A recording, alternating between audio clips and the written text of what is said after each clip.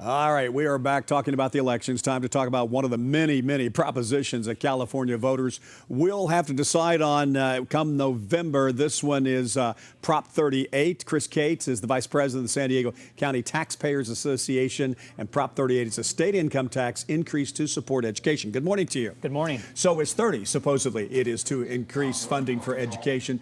How is this different, 38 from 30? Absolutely. 38 is somewhat different. It has the personal income tax rate increases within the ballot. There's no sales tax increase for this. The one big difference between 38 and 30 is that the money that is generated from Prop 38 would essentially skip Sacramento and go directly to school sites within the state of California. And then each district will be able to allocate funding, and each school site will get money itself for different programs, early childhood education, technology programs, and whatnot. This has been hugely supported by Molly Munger. Tell us a little bit about Molly Munger and why she's behind She's the a civil rights lawyer by trade, a huge advocate for education. She's pumped millions of dollars into this measure to not only get it qualified, but also to support the measure and hopefully get it passed. And I give her a lot of credit. She's essentially stood up to Jerry Brown and all the backroom political deals that have been going on between her measure and Governor Brown's measure, Prop 30. Now, you were against 30, or are against 30, because one of the many reasons was because it didn't guarantee the money would go straight to education. This one has more of a guarantee that the money would go to education. Right, absolutely. A lot of the reforms in here are very, I give her a lot of credit for some of the reforms that she thought about, especially skipping Sacramento. I mean, each of the school sites will be able to get their own funding.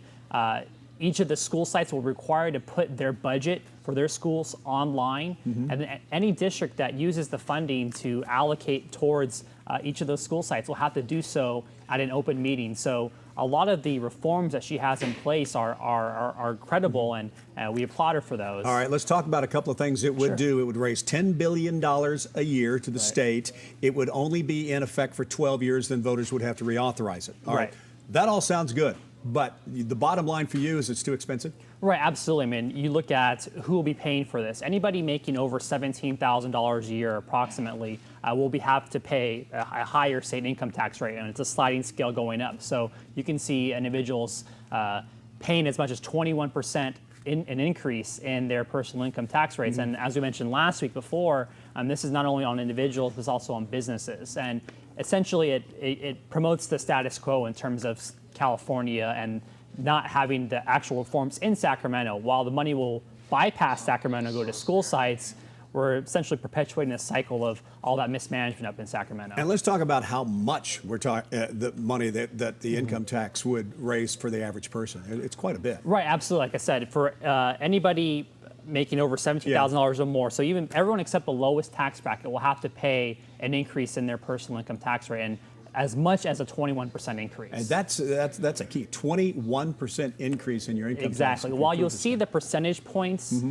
they seem small. If I had to pay 1.5% more, that's a percentage point. That's actually not the actual increase. That's the new percentage of your tax bracket. So that's where you get as high as 21% increase in your personal income tax rates. So the San Diego County Taxpayers Association votes no on this. Absolutely, but we got to make sure some of the reforms, though, that are in this measure get done in Sacramento. If you had to vote for one of them, 30 or 38, which way would you go? I personally probably would vote for 30 if I had to. 30, which one? 38. 38. I mean, I like I said, I give Ms. Munger a lot of credit for the reforms that she's thought about and standing up to Jerry Brown and Sacramento politicians, but at this point, I wouldn't support either of them. Yeah, the bottom line is you don't have to. Exactly. Right? Okay, Chris, exactly. thank you so much. We appreciate your time.